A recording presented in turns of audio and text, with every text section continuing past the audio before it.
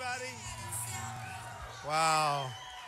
This is a very old and beautiful and historic room. We love it, right? We love it. We love New Hampshire. We've been here so much and so many times, and I have so many friends, and I want to thank you all. This is incredible. You know how many people are outside wanting your position right now? Would you like to be good neighbors and switch? I thought you might say that. Look at this guy. He's a Donald Trump clone. He's a Donald Trump.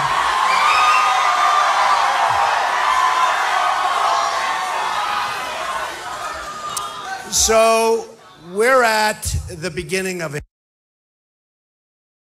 very, very important last few days. This is really crunch time. Not only February 9th, this is going to lead to one of the most important presidential elections, maybe the most important in many, many decades. You're going to play such a big role. I mean, just a massive role when you think about it. The whole world is focused on this area.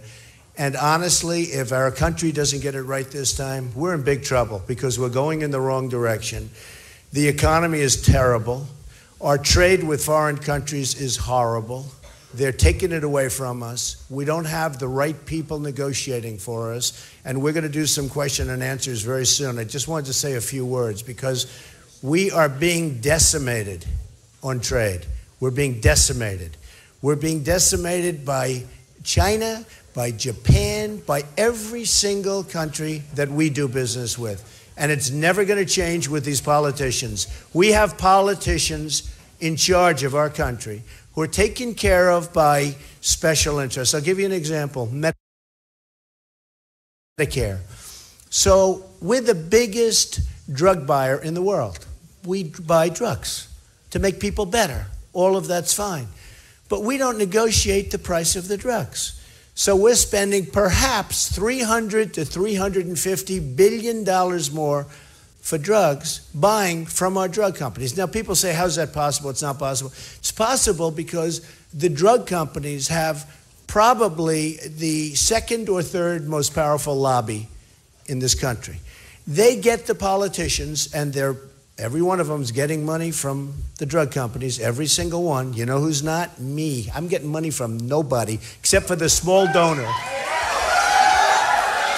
Except for the small donor that buys the Make America Great Again hat, which we see all over the place. But we do. We have people that send in $50 and send in $150.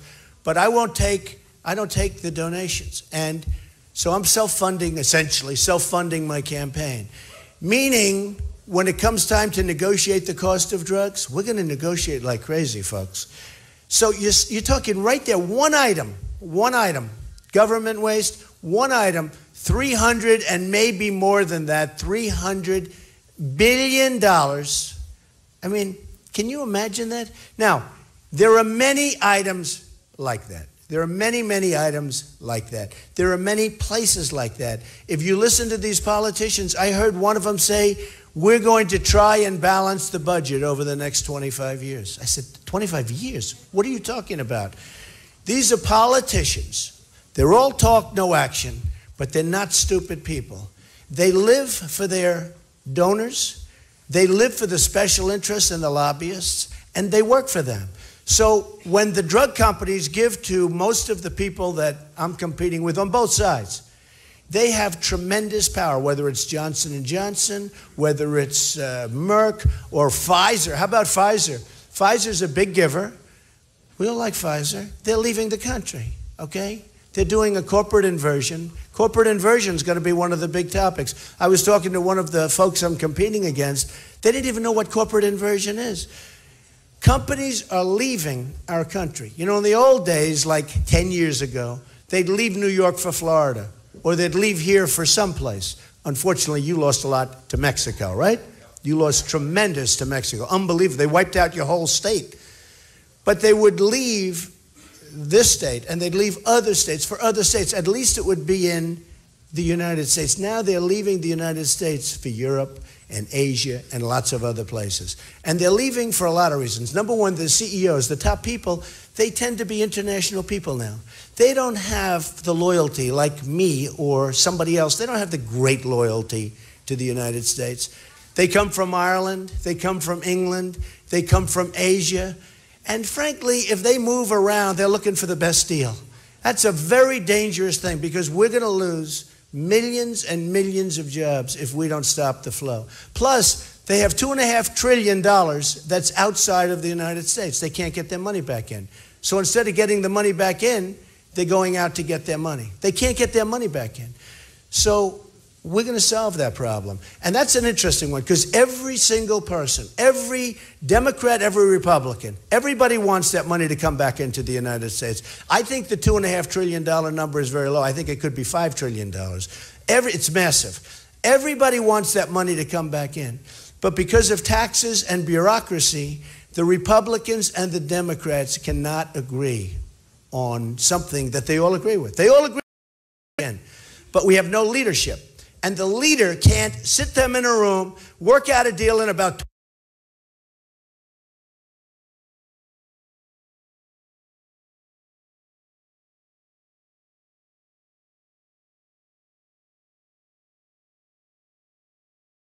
20 minutes and have that money pour into the United States. We have no leadership. Believe it. It would honestly, you have nobody's to even talk to.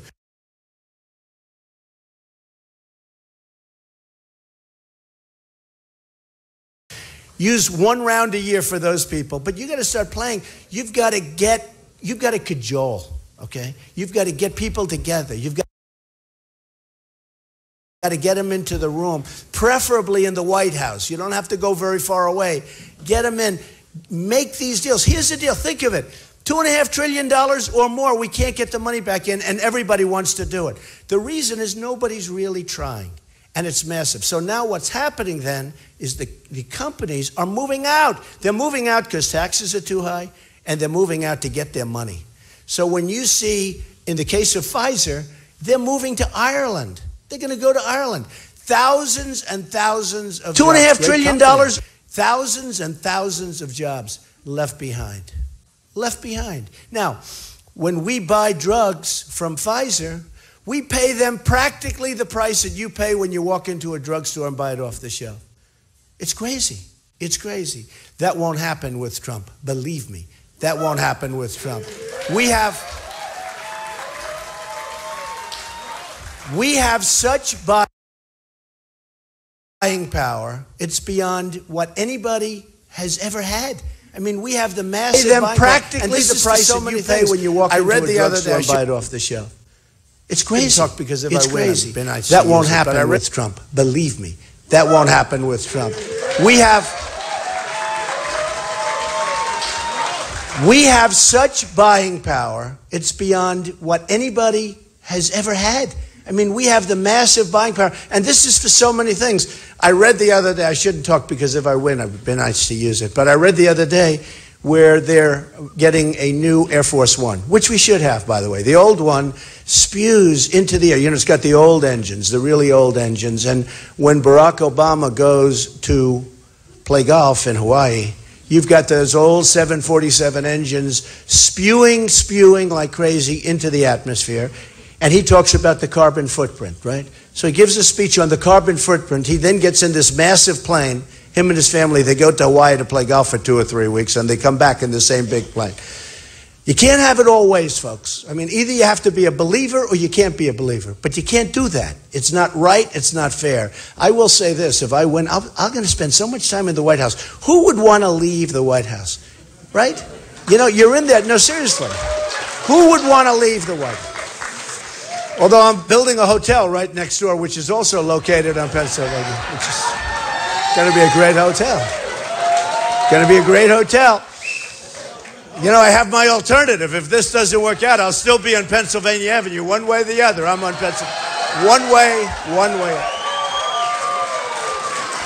You know, there's an example, though.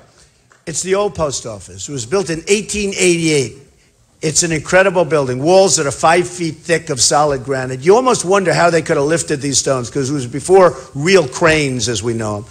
But they'd used hoists and they'd used genius. But the building's amazing. It's one of the most beautiful buildings. And what happens is every company wanted it. Every hotel company was bidding for it. One of the most sought after projects in the history of the General Service, maybe the most. I've heard the most, but because there's so much press, I'm going to say it's one of the most. One of the most. And it's under the Obama administration. So everyone said, you can't get it. There's no way you're going to get it. I mean, you had Hilton, you had Hyatt, and Hyatt is a very big donor to Obama. It's a whole story behind that, which I could explain, but I won't bother now, but it's a very interesting story. But you had Hyatt that wanted it. They all put in bids, and everybody. And they wanted Waldorf Astoria. They wanted every hotel company. And Trump got it. And nobody could believe it. I was even a little surprised, to be honest. Although the head of the GSA was fired shortly thereafter, which is, the press never reported that. Someday they're going to ask why did that happen. But, you know, we put in a proposal. We're going to build one of the great hotels of the world. It's incredible. It's, by the way, 2 years ahead of schedule. Think of that. 2 years ahead of schedule. It's supposed to open in about 2 years. And it's under budget. It's going to be one of the great hotels of the world. It's going to be amazing. And a great thing. Now, what happened is they looked at a couple of things. The GSA wanted two things. They wanted a great building. A lot of people put in for an office building, so they were out because they really ideally wanted a hotel. Plus, there's more employment when you have hotels, a lot of reasons. But they also, I mean, very strongly, they want to have the strongest financial statement. And my financial statement's great. I built a great company. There's no problem. In other words, they didn't want to get stuck in the middle where they couldn't get it done. So we're going to build and we're going to open an unbelievable hotel on Pennsylvania Avenue. And the amazing thing is, I got it through the administration without a lot of lobbyists, without a lot of help, with almost no help. It was just we put in a fantastic plan. And I have to tell, the GSA people are extremely professional. They're unbelievable. They're talented people. We're talking about government people. They're very, very talented people. Now, if I didn't get it, I probably wouldn't say that, in all fairness. But they really are. They're very talented people. So we're being beaten in so many different ways. We're being beaten in trade. We're being beaten horribly with our military. Our vets, and I see Al is here. Where's Al? Al, you're the greatest, Al. Al, you're the greatest. Al, do the vets like Trump? Okay, you better believe it. He's the king of the vets, this guy. He goes to meetings for a lot of the different folks that are running. And I'm just honored to have your support. It really means a lot. Very good. Thank you, Al. But he's been a great support. And he's, you know, had everybody was wooing Al because the vets have such respect for him. He devotes his life to the vets. And we're going to take care of our vets. Our vets are not taken care of properly. They're not taken care of properly. Our vets are treated far worse in many cases than the illegal immigrants that pour in through our borders. And I'm telling you that, and it's true. It's true. And it's a sad thing. And we're going to strengthen the borders, by the way, and we're going to build the wall. Believe me, we're going to build the wall. We're going to build the wall. And we're going to build the wall, and who's going to pay for the wall, folks? Who's going to pay? Everyone said, again, you know, they keep coming up to me, the candidates, because when I first said we're going to strengthen our borders, this took place on June 16th when I announced I was running for president. And did I take heat? I took more heat. And what happened is everybody sort of, you know, the people I was running against turned out to be a total of 17. It's whittling down rapidly, right? Rapidly, which is good. We have more time to speak. I mean, we had the first debate. It was like you get 12 seconds to give your answer on illegal immigration. The whole thing was ridiculous. So now we have more and more time, which is a good thing. I think it's a great thing, actually. But they'd always come up to me and say, well, what do you mean Mexico's going to pay for the wall? And how can you build a wall? And then the other day I heard one of them say, we will build a wall. First time. And my wife came up to me and she said, I just heard somebody say we're going to build a wall. They didn't attribute it to me, but that's okay. But they're now saying we're going to build a wall. They always come back to me. Wall. What? Canadian wall. Canadian wall. No, we're not. We're not. That's a long border. People have asked that question. Do we want a wall between Canada? That's a long way. Although I'll tell you what, it's a lot shorter than the Great Wall of China. You know, it's interesting. The Great Wall, it's true. The Great Wall of China, 13,000 miles long, and it was built 2,000 years ago. Think of it.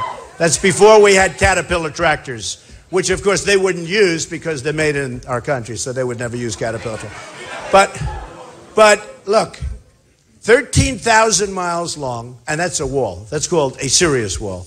Then you look at our walls. We build these little walls now, some of them in Mexico, and they build, do you ever see where they build little platforms going up, where the jeeps roll over the platforms loaded up with drugs? They build a platform over the wall. That's how little the wall is.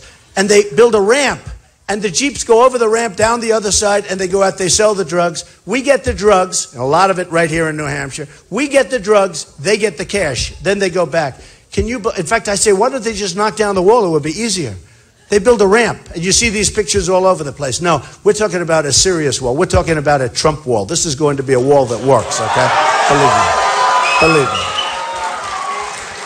Believe me. So it's going to work. So we're going to strengthen that up, and we're going to make great deals again. Look, our country cannot continue to lose billions and billions of dollars a year on trade. We lose it. Now, in Mexico, they get us both on trade and they get us at the border. They get us every way. And when I say Mexico's going to pay, they come up to me again, Donald, what do you mean Mexico? You can't get... Mexico makes so much money off of the United States, in addition to which we give them money. Hard to believe. But Mexico makes so much money off of the United States. They do not treat us well. They force people in. They take advantage of us because their leaders are much smarter, much more cunning than our leaders. I have thousands of people, and over the years, thousands of Hispanics working for me. In Nevada, a poll just came out. Trump is leading with the Hispanics. Trump is leading. With all of the stuff you hear about, I'm leading with the Hispanics. I'm going to win the Hispanic vote because I'm going to create jobs. I'm going to take jobs back from China and Japan and Mexico. I'm going to take jobs back. We're going to bring jobs back. A lot of those jobs that you lost right here in New Hampshire, they're right now in Mexico, and we're bringing jobs back. It's no longer where they take your factory and they make a senior citizen center out. You can only do so much of that. You understand that. It's wonderful. They take these big factories, they make them into housing. But eventually, the people with the housing have to find some place to work. So we need our jobs brought back, and we're going to bring them back. We're going to bring them back big league. And you know, the funny thing is that the countries that have been taking advantage of us don't even like us. They will like us more, and we're going to get equitable distribution. That's the way it is, okay? Let's have a few questions. Go ahead. A few questions. Yes, ma'am. Go ahead. You live in Southern California. What are you doing here? Are you a liberal Democrat by any chance?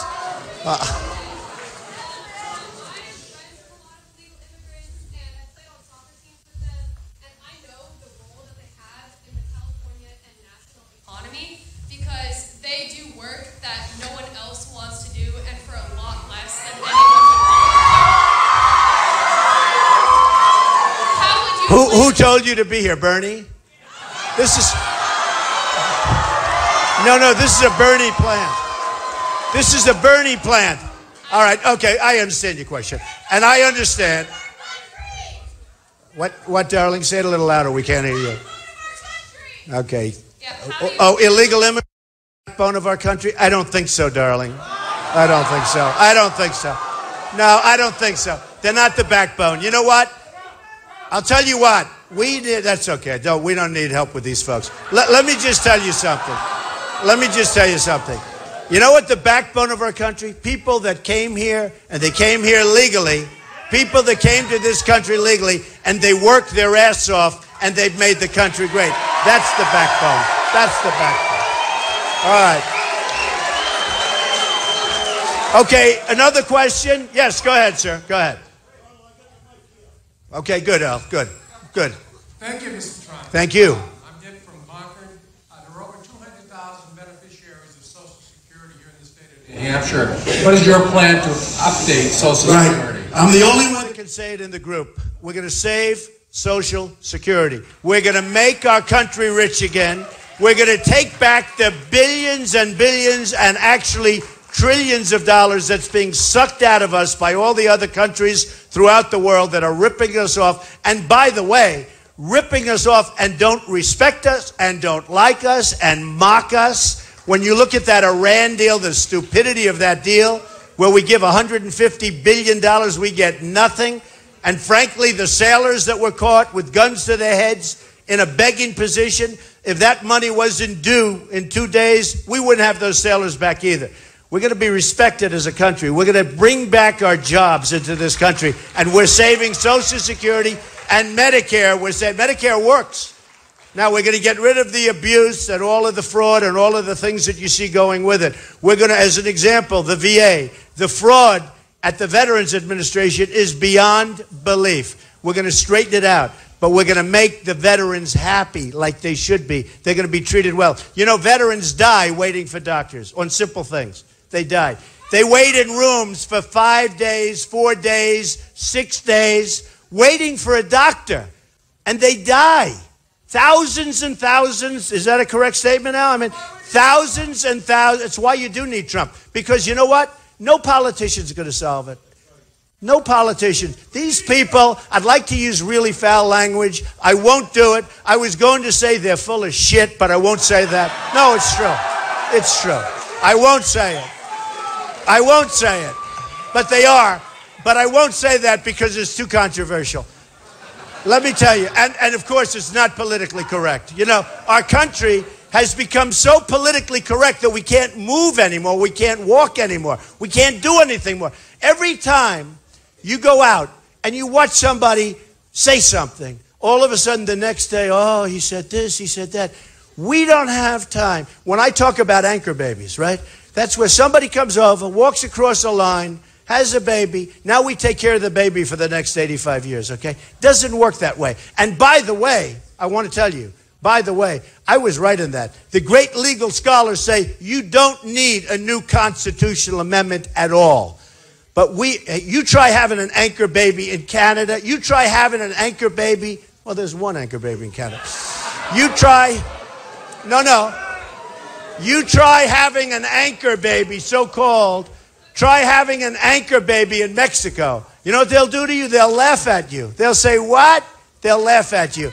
We are the stupidly run country. We have leaders that are incompetent, and we're going to end it. And we're going to go back to a fiscally sound country. Now listen to this. This is important. With a big, beautiful heart. We need heart. You know, it's not running a business entirely. We need heart. We have to take care of our people. So very important. But we have to stop with the political correctness. Now I understand, and women come up to me and they say, isn't it ridiculous? Infantrymen. You know, you've heard the word infantryman in the Army.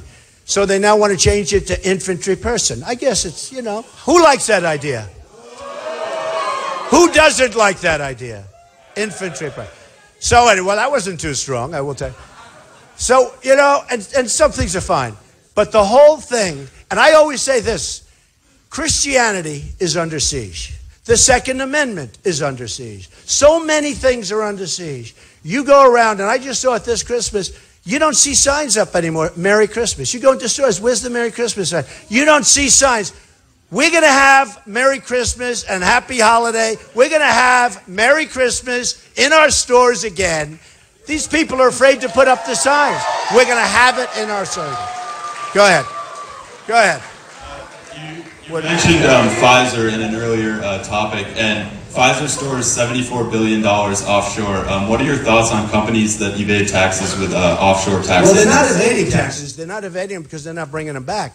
If they brought it back, they'd have to pay tax. The problem with corporate inversions is that the money coming back is taxed at such a level that only a stupid person would bring it back. You can't bring it back. So the money is stuck offshore, billions and billions and trillions of dollars.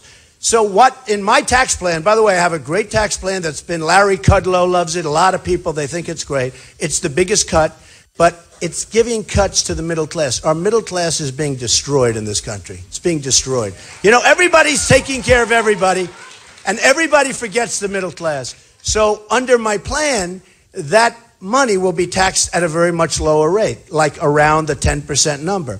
It'll be a number that they can bring it in, but that's not the only problem. The other problem is the bureaucracy and the paperwork and all of the things necessary to get that money brought back into the country are astronomical. I have a friend, he's got billions of dollars, company.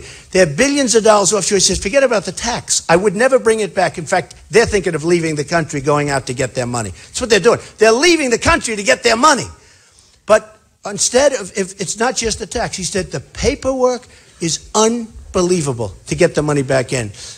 It can be solved so easy. I mean, literally, it can be solved in one day, and we'll get that money back in, okay? Yeah, Al, go ahead. Yeah, I have a question here from a National Guard came in from Massachusetts. Okay, good. How are you? Good, how are you? Thank you for taking my question, Mr. Thank Trump. you. I enlisted in the National Guard back in 2009 during my junior year of high school. I have a quick question for you about what your policy is going to be for taking down ISIS, which is right now our biggest global threat. I know what you're saying you're going to do with Syria. It's actually a simpler question than you think, because, you know, a lot of people smile when they say, oh, that's such a complicated. Well, the truth is, I will say this, look, I have a very strong plan for it. I have a very, very powerful plan. We're going to knock the hell out of them. It's going to go fast. Okay. But, you know, if I win, I have a good chance. If I win, I don't know that I'm going to win, but I have a good chance. I have your vote. Do I have people's votes in here, right? Got to vote. But you know, and this is going to sound like, oh, and the press will say, oh, in order not to talk about the question. We're talking about military, right? We're talking about secrets. I hated giving up that whole thing about attack the oil. I was the only one that said take the oil. Nobody else was saying it 4 or 5 years ago. I was saying it. And somebody said to me, what are you going to do? What are you going to do? I went almost a year. I said, I don't want to tell you. I don't want to tell you. And because of the kind of a democracy that we have, because of the kind of a government, I realized that eventually I have to say, we need unpredictability in our government in terms of outside agents. We have a problem, and it's a tremendous problem. Obama gets up and he says, we are going to send 50 young people to Iraq or to Syria, just like he did recently. Those 50 people are right now in grave danger because they have a target on their back. Why do we have to announce it? Same thing here. I have plans that are so good. But you know what? The day I announce it, it's worthless. I mean, you know, they're going to prepare for it.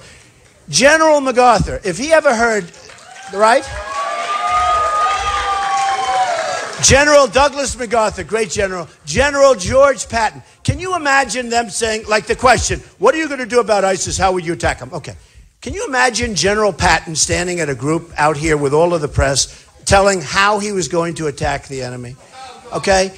We are going to hit them so hard and so strongly. And our military, we're going to build it up. It's going to be truly strong and truly powerful again. And you know what? It's the single cheapest thing we can do. And remember this, some people say, oh, Trump is tough. And somebody said, Jeb Bush, you know, here's a guy spends $100 million on the campaign, and he's down at 2%. I spent the least money, and I have the highest rating. I spent the least money. Think of it. Now, I'm going to start spending a lot of money. I will tell you. You know, just maybe you've heard this, but because it used to be 35, then it used to be 30, but now it's up to about 42. I was supposed to be into this thing at this point, exactly this day, 42 million. That's what I had planned. But I can't put it on because the television's cover. I have television, 15 minutes commercial, 15 minutes. So they go Trump, commercial, Trump, commercial, Trump, the whole show. If I put Trump, Trump, Trump, people would start getting sick. They go, oh, I can't take it anymore. The truth. So I've saved so much money. Now, wouldn't it be nice, though, if our education, we spend more money per pupil than any country in the world, and we have one of the worst. We're ranked number 30 in the world. Bad. We're ranked. We have countries that you wouldn't believe ahead of us in education. So we spend the most and we have the least. Like Jeb Bush. He spent the most and he's got the worst. So it's the same thing. What's the difference? Wouldn't it be nice if you could have the Trump approach? I spent the least and I have the best result. Okay? Right? Wouldn't that be nice? Now, with that being said, I'm actually starting to spend good money. And the reason is, number one, I don't want to take a chance. Okay? Number two, I don't want to blow it. And number two, I feel guilty. I feel guilty because it's like, you know, I thought I'd be in for 42, 50, 60 million bucks. I'm in for so little. In fact, most of the money is paying myself back for the use of my airplane. If you think, you know, a big thing, it says airplane, but I own the airplane. You have to set a target. You have to pay yourself back the cost of the airplane. That's a big chunk of what I spent. But I'm going to spend a lot of money because we don't want to take a chance. And I do feel guilty. Okay, Al, go ahead. Mr. Trump, how would you deal with an obstructionistic Congress? Oh, we have to get along with them. I've dealt with politicians all my life. You know, somebody said the West Side Railroad yards in Manhattan, from 72nd Street to 59th Street. I had to deal with many community groups. I had to deal with thousands of people. I had people picketing and rioting and protesting. years ago, and I got it approved. I got it approved. Nobody could believe it. In fact, I bought the land inexpensively because everyone said you'll never be able to get it zoned, we call it. And now we have 6,000, almost 6,000 units on the site. And it's a tremendously successful job. It was a great job, one of the great things that I've done. So I built a city within a city. Everyone said you couldn't do it because you'll never get it approved. Let me tell you, sounds like wrong. Getting that approved is harder than 95% of the things that I have to get approved through Congress, and maybe more than that. It was incredible. But I've gotten zoning all my life, and I've gotten approvals, and I've dealt with politicians all my life. Trump Tower was supposed to be a 30-story building. It was zoned for 30 stories next to Tiffany.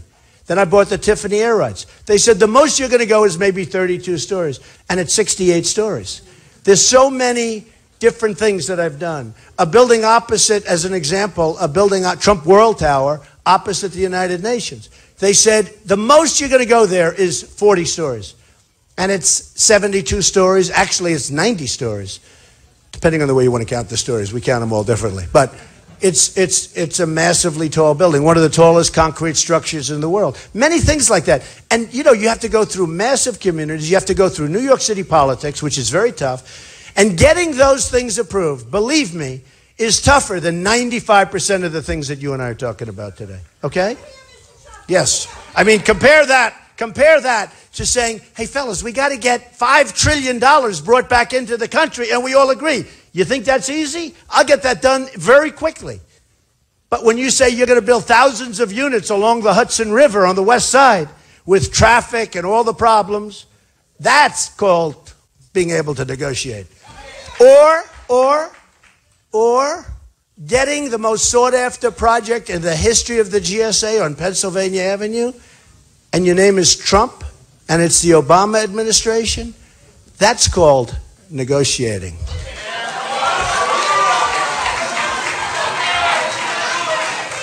Okay, who else? Go ahead. I'm very proud that my father served for 35 years in the Air Force. Good. My husband is now suffering from the water at Camp Lejeune and is dying. What are you going to do for our veterans? The water at Camp Lejeune. And I've heard that from other people. I've certainly heard a lot about the water in Flint. That's a total catastrophe. The water in Camp Lejeune, I'll take a look at that. I've heard it from other people. I'll take a look at that. Okay, one more question. Give me a good one. This guy looks great. Give me a good one. He looks like a great guy. I'll probably be wrong on this, but that's okay. Hey, you know what you do? It's like Elton John. You always want to finish with a strong song. If it's a lousy question, I'll take another one. All right, go ahead. Decided this. A lousy question. Mr. Trump, would you have a plan to defund some of the federal money that is being dispersed to these sanctuary cities throughout the Sanctuary cities are over. Yeah. If I get in, forget about defunding. You don't have to worry about defunding. There will be no more sanctuary cities. Look at Kate.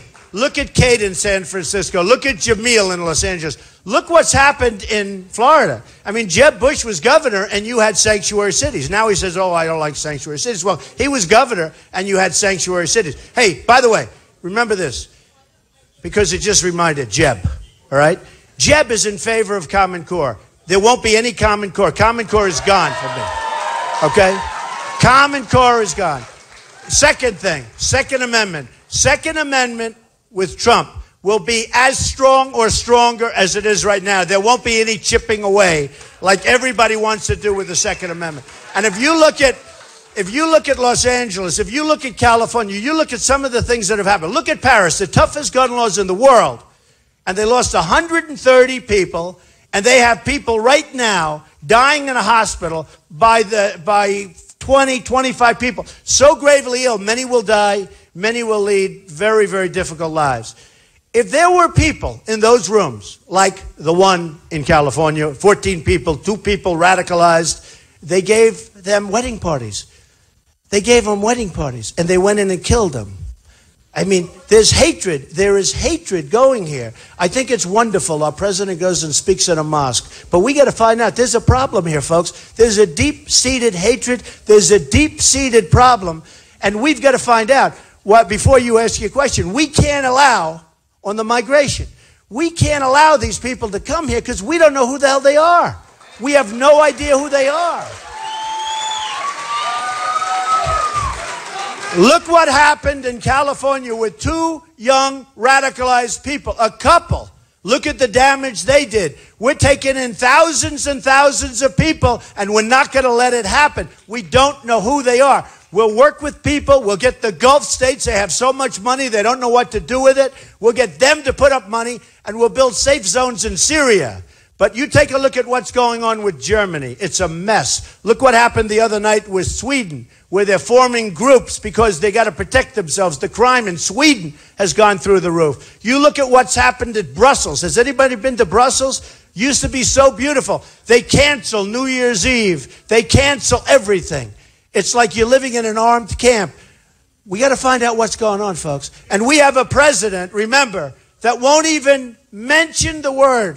He won't even mention the word, okay? He won't mention it. Okay, we have a president who refuses to say radical Islamic terrorism. He refuses to say the words. And look, whether you like it or not, it's a problem. And I have friends that are Muslim, and they called me up, some of them, and they said, thank you. You're doing all of us a favor, because it is a deep-seated hatred. It's a deep-seated problem. And just like when I talked about illegal immigration, when I announced and everybody was against me, now they're all for me. In fact, they say the reason I'm leading in the polls is because of immigration. In fact, even Joe of Arizona, right? He endorsed me. Who's tougher than Joe on immigration? I was very honored to get it. But just like I brought that up, and it was a firestorm, when I talked about Muslims and we have to find out what's going on, there was a firestorm, same kind of thing. Now everybody's saying Trump is right. All over the world, they're saying we have to find out what's going on. So there's something going on, folks, and we have to find out what it is. Okay, go ahead. Now give me your question. That was a long answer to a no question. Oh, that was a good answer? I'm out of here, folks. I love you. I love you. Al, thank you. Okay, he wants to ask a question. Real quick, that person that asked about Camp Lejeune. Yes. They can see me at the end. I'll tell them. Okay, good. Have your husband. You see this gentleman. We're going to take care of it, okay? You see Al. Okay, folks, February 9th. It's the beginning. We're going to take our country back. February 9th. We're going to come up with smart answers. We're not going to take a Sergeant Bergdahl, who's a dirty, rotten traitor, and trade where we get Bergdahl and they get 5 of the people they've most coveted for 9 years, and they're now back on the battlefield killing people and wanting to kill you. So we're not going to do deals like, we're going to do smart deals. We're going to do great deals. We are going to make America great again. February 9th, go and vote. You didn't frankly have the balls to put country before party.